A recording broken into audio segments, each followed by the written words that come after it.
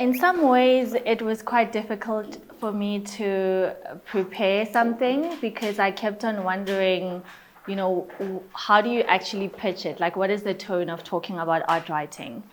And I came across Hal Foster, obviously, who is an incredible critic who speaks about art writing from maybe 3 perspectives. I think this is possibly 3 of many. But he talks about art writing that focuses on objecthood, or kind of the object as being the thing that's centered. Art writing as notes, kind of commentary and reflection, using the art object, but not necessarily as having that as the center. And then finally, art writing that focuses on sense and sensibility.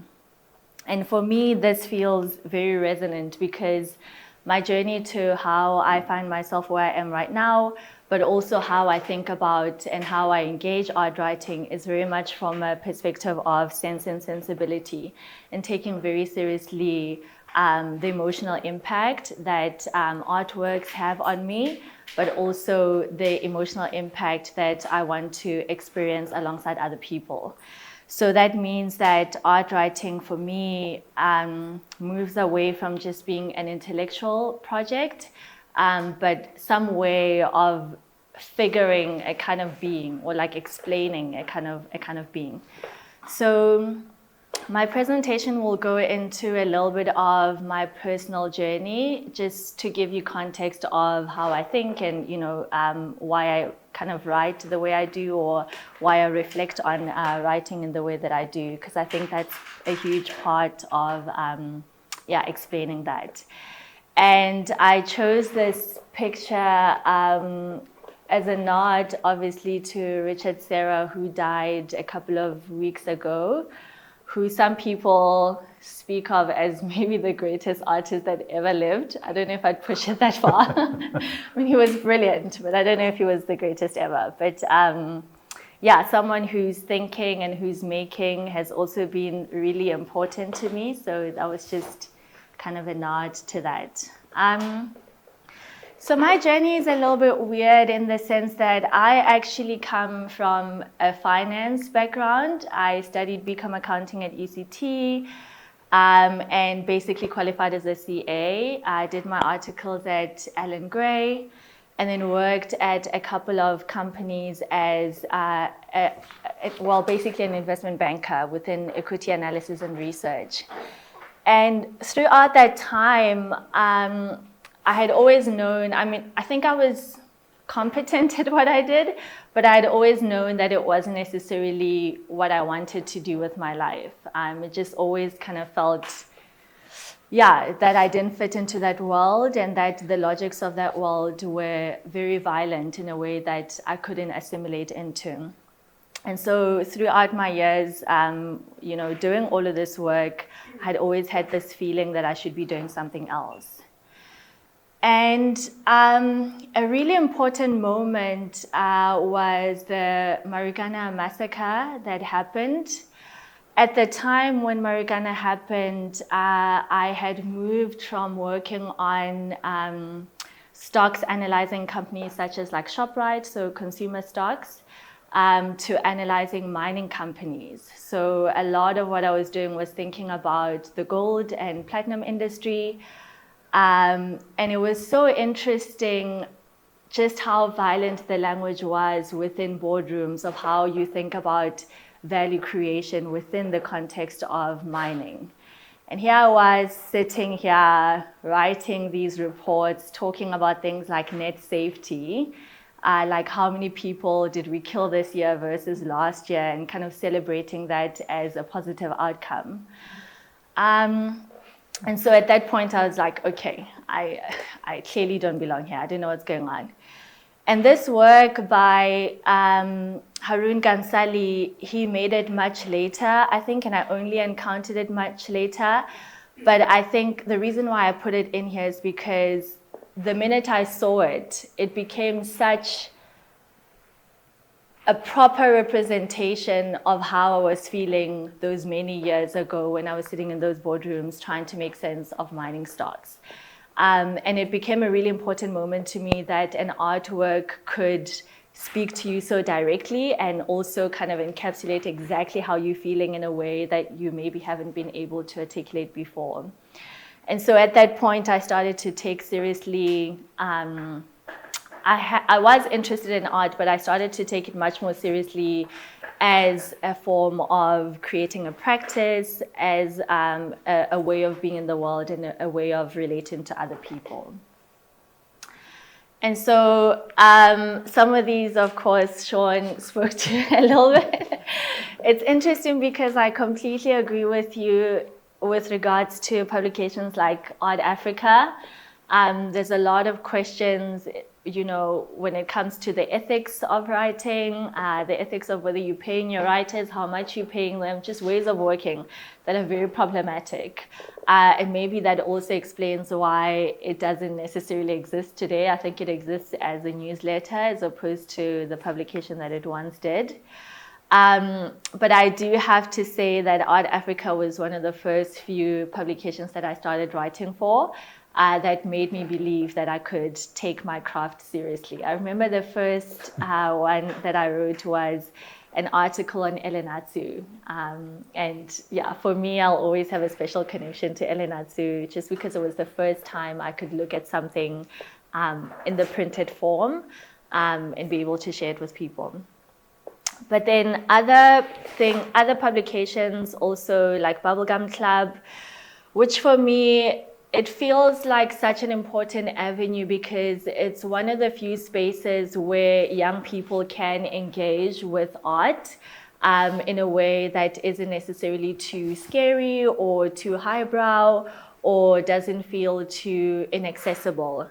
But of course, the question there is, you know, how do you engage the kind of writing that people want to read at different parts of their lives?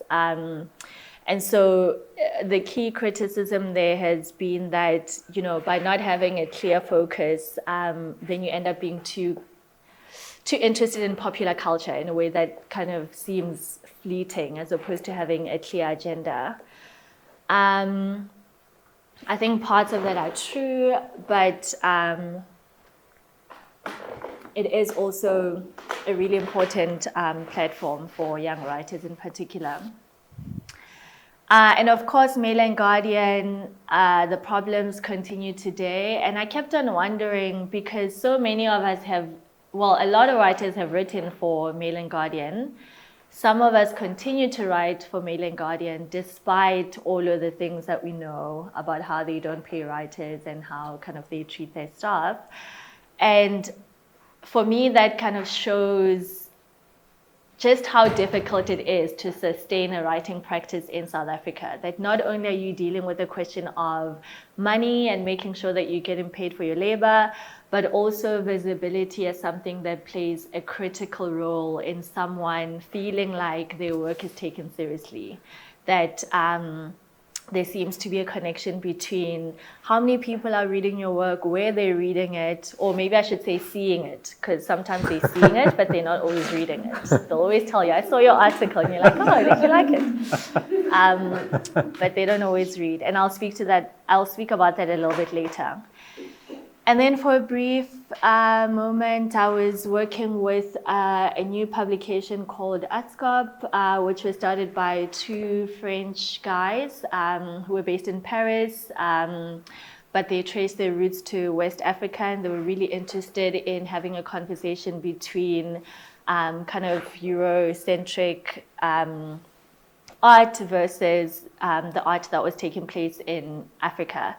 But of course, that came at quite an important moment as well, where everyone, well, it wasn't actually the first time this happened, but there was quite a clear proliferation of people being interested in African art, theorizing it, writing it, buying it, making it. And so I think after a little bit of time working on that publication, I started to kind of question what the intentions were behind the kind of work that we were doing. But in a sense, although this tells the story of my journey, I think in some ways the story reflects the broader dynamics of how the publication space kind of changes over time and what different publications are able to achieve. And so I'll take you back to that question that I had around whether art writing becomes about the object, or whether art writing becomes about sense and sensibility, or whether it becomes just note-taking that you can share with other people. And for me, another critical moment in how I think about writing and what it means was, I'm forgetting the year. I should have made a note of that. But basically a couple of years after writing for publications like Art Africa and Artscope and all of those, I realized that in order to be taken seriously, I needed to maybe go back to school and, validate myself, I guess, not that it's quite problematic because on the one hand, going back to university for a degree does teach you something and does open up your network in terms of the people that you meet there. But obviously in a country like South Africa, that's not always possible. So there is also that tension of saying like, who has the privilege to do what, and what does that mean for the work that you create. But when I went back to school, I wanted to find a degree that could merge my love for writing, but also that I could still think critically about my interest in politics and kind of deciphering what all of that means. But also starting to be really interested in the ecosystem beyond just what artists are making. I wanted to understand how artworks function within the gallery system, for example, versus how they function in the academy, versus how they function in people's homes. And at that time, I was very interested in photography as a way of kind of telling stories. And it was also a time when photography became really poignant in South Africa. A lot of young South Africans were making really impactful work in the tradition of like Santu Mofokeng, and Sabelo Mlangeni, who kind of came later on. So you felt like there was this re-emergence of photography as a way to tell stories. And so going back to VETS to study, I found a program. It was a master's in art in contemporary curatorial practices. And it just felt like the perfect thing because obviously I couldn't do a higher degree in fine art because I didn't have that background.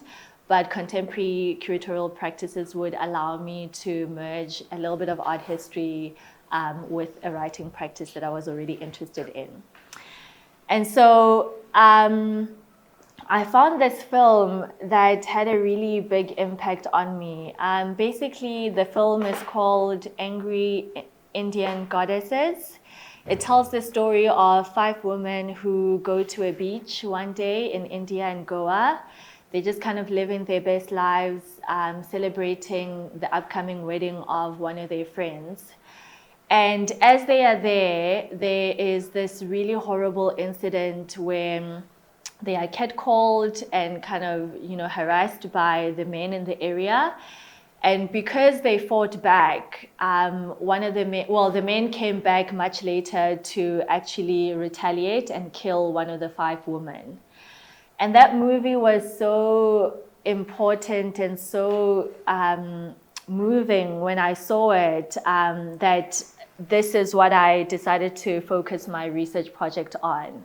It kind of seemed like the perfect place to think about the politics of what it means to be a woman in the world, to think about narratives of mobility, but also to engage the photographic and the filmic in a way that would produce something that I could use to make sense of the feelings that I had. And this is kind of how I always approach the work that I do even today, trying to find a connection between being interested in the formal qualities of the objects that exist in the world versus my own personal reactions based on experiences that I had. And so this film and the research question led me away from where I was to being rooted much more deeply in the contemporary within South Africa. So I started to think about the works of people like Gabrielle Goliath, who explores gender-based violence, for example, trauma of violence, all the way through from kind of slave histories to where we are today.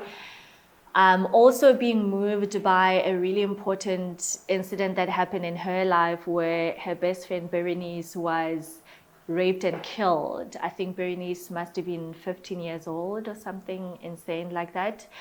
And so this moment in Goliath's life becomes a question that she carries through, and all of her artworks from that moment trace trying to make sense of what happened to Berenice, thinking about Berenice, and commenting on some of these questions. And so by then, I knew that I was interested in writing on the one hand. I was interested in photography. I was also interested in this question of violence, particularly on Black queer bodies. And through thinking about these three questions, I came across this powerful archive who a lot of you probably know by now, the QP archive, which sits with the gay and lesbian archive in Johannesburg. And recently they had the second iteration of Salon QP, which is their legacy project that kind of details the life of QP and her friends through this photographic archive that includes 700 images. So a lot of writing and a lot of work has been done on this work, and it's seen as a very important archive within photographic histories, but also within queer histories in South Africa, because there aren't many archives of this sort. And then what also makes it quite special is the fact that a lot of the images within the archive were actually taken by QP and her friends, as well as a local photographer called Billy Briggs, I think. And almost all of them have all of these notations of QP describing either the people that are in the images, or where they took the images, or how the images are functioning, or rather what they're showing. And that also became really important for me because it became a way to link kind of the visual in terms of what you're seeing versus histories that someone is literally enacting and writing to accompany, what we're seeing. And so this became another important moment to think about that connection between writing and the visual, particularly when that writing comes from, the subject who the work is about. Before I kind of get to the present moment, one of the things that I wanted to kind of point to is that, because we are in such a difficult industry, I have never met a single art writer who's like, okay, all I do is art writing. I mean, Sean, you're a curator and you do other things as well. And that's just the conditions of where we are, that it's so difficult to just fully give yourself to writing and have that as a practice. And so part of what I wanted to highlight with this story and these images is the way in which it is possible to play into different pockets of writing, maybe using the same subject but in different spaces. So at this time, I was using the material that I was writing my thesis on to pitch to publications like Elephant or Bubblegum or Mail and Guardian so that I could earn an income but also write about the thing that I have to submit at the end. And so, it's really kind of important to find loopholes, I guess, because that's where we find ourselves, that if you really do, if you are interested in writing as a craft, unfortunately, we're still at that point where we still have to find loopholes and steal from one to be able to sustain the other, sell the shadow to be able to sustain the real thing. And so that became really important. And I don't think I would have continued to write had I not had these avenues of kind of finding loopholes here and there. Okay. So in terms of the present, I took over from Keely at the beginning of this year as editor of Artthrob. Keely did a wonderful job of kind of holding the fort at Artthrob, following on, from people like Sean O'Toole, from Sue herself. I think at some point Yost also edited. No, Yost contributed from like New York or whatever. But it's kind of this long tradition of telling the story of art making and art writing within the South African context. And one of the things that I'm thinking critically about at the moment is how to make sure that our engagement at Artthrob doesn't feel insular, in the sense that we want to be able to write the history of South African art. But of course, that's impossible to do if you're not in conversation with the world. So how do we become really deliberate about what else is going on in the world that we should be reporting on and that we should be writing on? And one of the key challenges at the moment, I think, that we're having is, I'm sure Sean will come back to this, but this question of understanding how to think about art writing, in the sense that it's a broad term and it encompasses a lot of things and allows many different things. But I think we find ourselves at a point where people are very singular in their frame of what they think art writing is. So everyone who's pitching me things at the moment, they're all just pitching reviews. And a lot of those reviews they use an exhibition as a catalyst, so no one is kind of thinking outside of the frame of an exhibition needing a review leading to a piece of writing. And so that's one of the things that we're thinking about, like, how do you expand the frame of how people engage with art writing? I really like the example that you had around commissioning pieces of fiction or even poetry to speak to or to respond to, the landscape. But I think there are many different ways in which that can be done. So, I mean, these are still exhibitions to an extent, but they somehow gesture to the direction that I'm trying to take with the publication. But recently we had a really wonderful piece by Nancy Dantes, who used to teach at UCT and at Wits as well. And she was thinking about Moroccan modernism through the Casablanca Art School. And that was just kind of a really simple and quick gesture to maybe point to the fact that, we're interested in other things. We're not just interested in Zander Bloem has another exhibition, let's review it, or Portia has another exhibition, let's review it. And so that's really important. And of course, we are working within a really difficult frame today, because this question of readership is also another question that we having to contend with, that there is a lot of writing that's happening at the moment, but we're not so sure whether people are reading and why they're reading.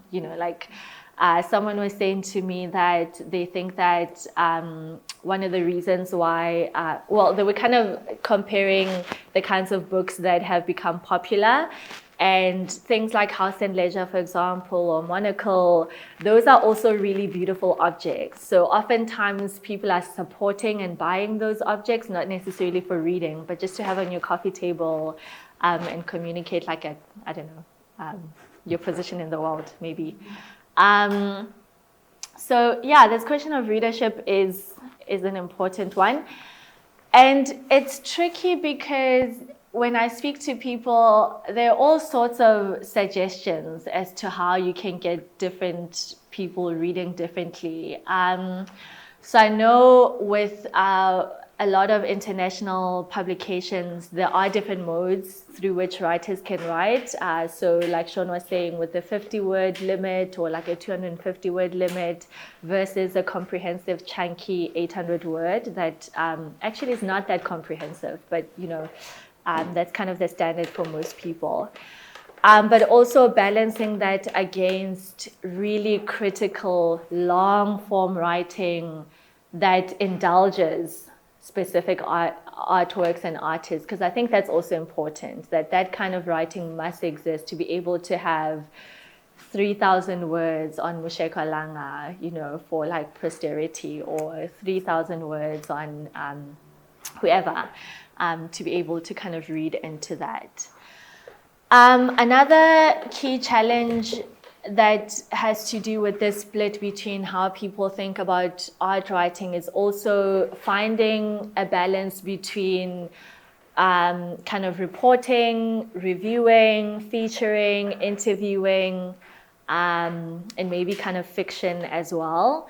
That we haven't found a good balance between just reporting on events, you know, as a way to kind of say this thing happened, we want to have it in the history books, but it's not necessarily a critical writing on the subject. So the fact that like Ikshan Adams opened a new, what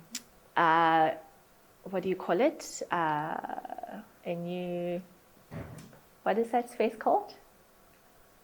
Oh, the project Breakroom. Project space. The word just kind of disappeared from my mind. Yeah, but you know, things that are really quick, but they're also important, that they must be noted somewhere. And it hasn't been easy to find that balance between critical writing versus just simple, pure reporting. Or time when Marlene Dumas donated a really important painting to the Wits Arts Museum, and they showcased it over a weekend, you know. That it would be really difficult to write a really chunky review on just that maybe, but just kind of noting it and having that as a point of conversation that leads to other questions. I found this report by an agency based in the UK. They do a lot of these reports that focus on the creative industry. They used to be quarterly, but I think now, probably because of funding, they're not as frequent. But this last one that I looked at was the Future Creatives Report, and they were looking at some of the key challenges that creatives were reporting. So a lot of it is self-reporting that they were struggling with in particular. And some of these are quite obvious, but I just wanted to point to speak to, you know, the state of the industry as we find it today. The first one obviously is funding cuts and a deprioritization of the creative industry. I mean, if you look in South Africa at, a lot of people are speculating that, you know, things like the National Arts Festival might be under threat since they don't have as much funding as they used to from Standard Bank. If you think about the fact that like the Jazz Fest left for a moment and now it's come back, it's like a 2-day thing. You can clearly see the impact of a deprioritization of creative outputs happening across all kind of industries, not just the visual, but also performance art and other forms like music. With performance art in particular, I was thinking about the Institute for Creative Arts as an example, an institute that has existed over 15 years, has suddenly had all their funding pulled out, and they basically no longer exist. So this is the institute that put together things like Infect in the City, the Live Art Festival, and also funded a lot of scholarship around how we think about performance art in South Africa and in Africa as a whole. And so, yeah, we're in a really precarious economy, a really precarious moment. And I think part of the conditions that we find ourselves in also impact the kind of writing that people produce. And I have to always kind of remind myself of this, because you're also coming across situations where writers just want to write as quickly as possible so that they can, you know, send their invoice, have that article up there, and then they can start working on their next one. And so that means that the amount of time that people feel that they have to think about things or even to entertain serious edits is very little. So a lot of the times you're having to fight people because they just, yeah, maybe they are invested, but they just don't have the time. You know, if you're asking for a rewrite or you really questioning the output that people are producing, as an editor, it becomes really difficult because, you know, we are in this environment of just kind of wanting to write as quickly as possible and have it be available. Another thing that I was thinking about is how, and Sean also spoke to it a little bit in relation to Roads Must Fall, how, you know, how we think about art writing within a decolonial framework. And for better or worse, in different times, the pendulum kind of shifts maybe too far on the other side, and then, you know, as a way of correction, it swings too far on the opposite side.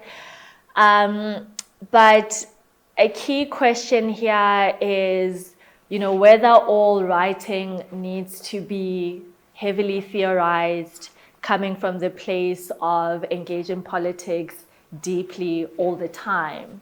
And if that is what we're doing, what does that mean for engaging formal qualities or engaging art, not for art's sake, I think that's maybe pushing it, but engaging art without necessarily reaching for claims that aren't existent within art itself. And I think this kind of writing has also produced a crisis in how artists are making, because they know that the kind of artworks that will be picked up for review or for discussion are artworks that are seemingly politically engaged. And so a lot of them try to insert politics within their artwork in ways that can sometimes be damaging, or there's something interesting there. But I also just want to kind of make it clear that this is not a way to denounce that kind of writing, but to kind of say it exists within a frame that's also trying to monetize politics and monetize trauma and violence. So thinking about what is this new grammar of decolonial writing, decolonial art making that we can engage in without necessarily losing the heart of what we're doing. Just kind of marrying the experience with what we're seeing in the artworks. This is also another key problem or challenge that oftentimes I think you can tell when someone has just like recently read Saidiya Hartman, and you know now they want to apply it to like every artwork that they see, which is something that I think we should question. Like, how does theory inform art making and art practice, and how does art practice and art making also inform theory, and how are they in conversation with each other? Okay, so I think this one, we've heard it so many times, and it doesn't only apply to art criticism. At some point, you know, people have declared the death of painting, the death of photography, and of course, the death of art. Art criticism has also been declared at many different points in history. So what I wanted to speak about here is kind of these 4 prompts in relation to the question of whether criticism has died or whether it is dying. But before I get there, I think it was Hito Sterl who spoke about, I'm trying to remember the context of where she was talking about this, but she was kind of questioning this notion of something dying or declaring the death of something. That oftentimes what we are referring to when we say something has died is that we believe that all notions of possibility that the thing offers have been exhausted, that the thing as it exists can no longer offer any more possibility for imagination, possibility for new things to come out of it. So it's almost like all the writing that has been done about art, all the forms, all the methods, they've all been exhausted, and we can't think outside of that frame. But I don't think that's true. I think there is still a lot that can be said and written, and a lot that can be engaged in terms of method regarding how we write. And I wanted to read you 7 proposals or propositions to think alongside the death of art criticism. And some of them I agree with, some of them I don't, but I'll just kind of read them out and we can think through them. So the first unworkable cure is that criticism should be reframed by returning it to the golden age of apolitical formalist rigor. That the kind of criticism that we engage should be rooted in formalist rigor where we are interested in the art object, and that's the point from which we speak. The second workable cure is that criticism should regain its strong voice because currently it lacks a voice. So a lot of commentators have spoken about how every piece of art writing that you get today isn't really criticism. It's more just telling you that an exhibition has happened. So then criticism becomes a form of cataloging, just to say, we're just noting it in the books that Ikshan Adams had a show at Blank Projects in 2024, but it doesn't really do anything in terms of judgment in relation to what Ikshan was trying to do with that show. The other unworkable cure is that criticism needs systematic concepts and rules, that people can't just do whatever they want. This is funny to me because, sometimes I have to balance this. I mean, I think I'm pretty liberal, but the kinds of things that you get sometimes as an editor are completely wild. We're just like, I don't know. So it's funny to me because I think you don't want to place systematic concepts and rules, but also it becomes difficult when there's no shared language, when everyone is just doing whatever. So yeah, that's a difficult one. I'm not really sure where I stand there. Number 4 is that criticism must be more theoretical. So kind of pointing back to, more or less theoretical, pointing back to that question that I posed earlier around the over-theorization of artworks, that some people do believe that we should be adding more rigor and retaining the theory in the artworks, while some people think that it should be removed from theory. Number 5 is that criticism needs to be serious, to be complex, and to be rigorous. Also, this word rigor is always really funny to me because every time I think about it in relation to art writing, I think about I.T. Georgia's very famous review of Samim Mdluli's A Black Aesthetic, where he basically declared it as a show without rigor or a show that lacks rigor. And I think it's quite an important question to say, what are the parameters of how we define whether something is rigorous?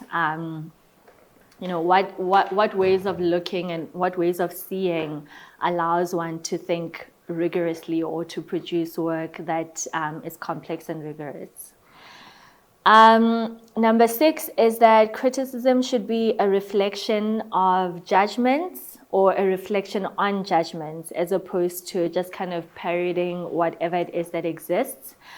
And I think we find this a lot in the sense that a lot of the times there is a clear conversation between what the artist is telling us that the work is supposed to do in the world versus how we're reading the work, right? So it's almost as if, how do we hold the two positions to say, this is what the artist is saying, but this is the effect that the work is actually producing in the world. And sometimes it can be really difficult to straddle those two, that oftentimes you just report on whatever it is that the artist is telling you, or the opposite of that, the complete opposite of that, where you don't even engage what the artist is trying to tell you, and you kind of just reading your own theory or your own interest and sensibilities into the work.